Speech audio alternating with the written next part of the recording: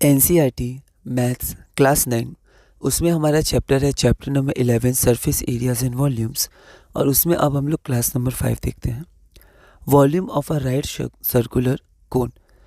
तो अगर हमारे पास एक राइट सर्कुलर कोन है, मतलब यहाँ पर एंगल 90 डिग्री है, तो R हमारा हो जाएगा radius of the base of the cone, H हो गया हाइट ऑफ द कोन, और वॉल्यूम ऑफ द कोन हो जाएगा 1/3 पाई are square H।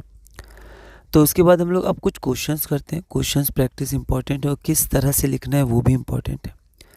The height and the slant height of a cone are 21 centimetre and 28 centimetre respectively. Find the volume of the cone. तो height दिया हुआ है और स्लैंट हाइट दिया हुआ है 21 सेंटीमीटर 28 सेंटीमीटर। वॉल्यूम निकालना है। NCERT इन टेक्स्ट सॉल्व क्वेश्चन है, एक बार आप इसको ट्राई करिए। तो यहाँ पर हम लोग पहले एक कोन बना लेंगे, हाइट h और स्लैंट हाइट l, वॉल्यूम। तो वॉल्यूम क्या होता है 1/3 पाई are square h।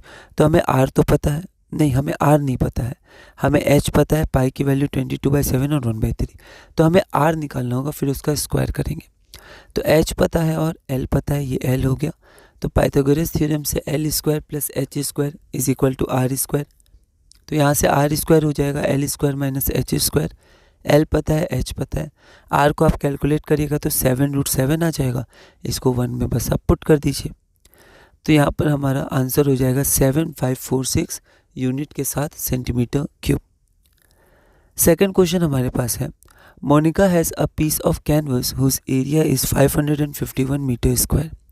She uses it to have a conical tent made with a base radius of 7 meter. Assuming that all the stitching margins and the wastage incurred while cutting amounts to approximately 1 meter square, find the volume of the tent that can be made with it. NCERT in text solve question है।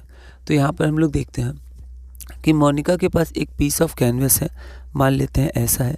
इसका area कितना है 551 metre square.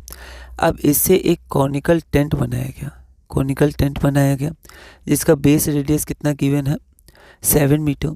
Assuming that all the stitching margins and the wastage incurred, मतलब जब हम लोग इससे conical tent बनाएंगे तो कुछ हमें कैंची से काटना पड़ेगा, वेस्ट हो जाएगा स्टिचिंग वगैरह, तो उसमें कुछ जो मटेरियल है वो क्या होगा, वेस्ट हो जाएगा, उससे टेंट नहीं बन पाएगा। तो all the stitching margins and the wastage incurred while cutting amounts to approximately 1 metre square. तो स्टिचिंग मार्जिन या वेस्टेज में 1 मीटर स्क्वायर जो कपड़ा है वो ख़राब हो जाएगा। तो किससे बनेगा टेंट, तो टेंट बनेगा 551 माइनस 1 मीटर स्क्वायर, मतलब 550 मीटर स्क्वायर से ही टेंट बन पाएगा। 1 मीटर स्क्वायर ख़राब हो जाएगा, वेस्टेज हो गया। तो हमें देखना है find the volume of the tent, तो हमें वॉल्यूम फाइंड करना है जो टेंट बना। NCERT इन टेक्स्ट सॉल्व क्वेश्चन है, तो एक बार आप इसको ट्राई करिए। तो यहाँ पर हम लोग देखते हैं गिवन एरिया ऑफ कैनवस। तो एरिया ऑफ कैनवस हमारे पास कितना है 551 मीटर स्क्वायर, ये हमारे पास एरिया ऑफ कैनवस हो गया। रेडियस कितना है, तो रेडियस हमारे पास 7 मीटर है, और वेस्टेज कितना है, तो वेस्टेज 1 मीटर स्क्वायर का है। तो एरिया आप देखिए यहाँ पर 551 मीटर स्क्वायर हो गया, और ये कॉनिकल टेंट बना, रेडियस 7 मीटर है, और हमें फाइंड करना है वॉल्यूम ऑफ टेंट। तो सबसे पहले हम लोग क्या करेंगे, इसी एरिया से इसका कर्व सरफेस एरिया बनेगा, ठीक है, क्योंकि टेंट में फिर बेस के लिए तो हमें कोई कपड़ा नहीं चाहिए, हमें सिर्फ कर्व सरफेस एरिया के लिए कपड़ा चाहिए। तो वो कपड़ा किससे बनेगा, इसी से बनेगा। लेकिन स्टिचिंग मार्जिन्स और वेस्टेज के कारण 1 मीटर स्क्वायर वेस्ट हो गया।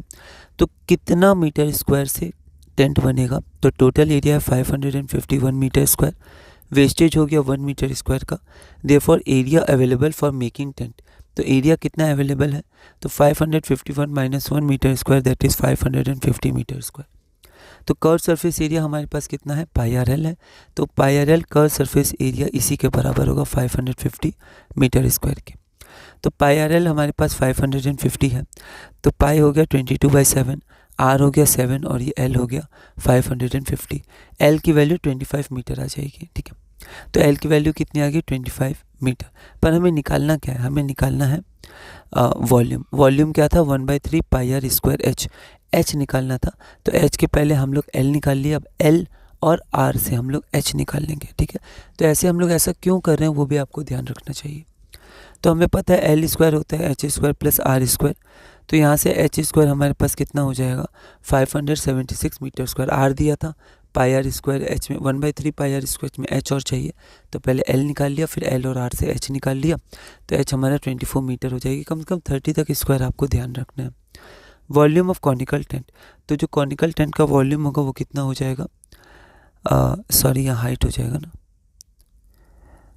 अच्छा यहाँ पर थोड़ी सी गलती हो गई है, यहाँ पर ये हाइट हो जाएगा, हाइट ऑफ कॉनिकल टेंट बराबर इतना, और अब वॉल्यूम आएगा, तो यहाँ पर वॉल्यूम मैंने कैलकुलेट नहीं किया, तो वॉल्यूम ऑफ टेंट है, तो हमें ध्यान रखना है क्या कैलकुलेट करना है, तो 1/3 पाई आर स्क्वायर एच, तो हो जाएगा 1/3 इंटू 22/7 इंटू 7 इंटू 7 इंटू 26, और सब सेंटीमीटर में है तो मीटर क्यूब हो जाएगा। एक बार इसको कैलकुलेट करते हैं, तो यहाँ पर हमारा एक गलती हो गई है, 26 नहीं 24 था हाइट, ये देखिए यहाँ 24 था ना, तो हमें ध्यान रखना है, तो 24 मीटर क्यूब, तो 1/2 into 1/3 into 22/7 into 7 into 7 into 24 metre cube, आपका हो जाएगा 1232 मीटर क्यूब, जो हमारा रिक्वायर्ड आंसर होगा।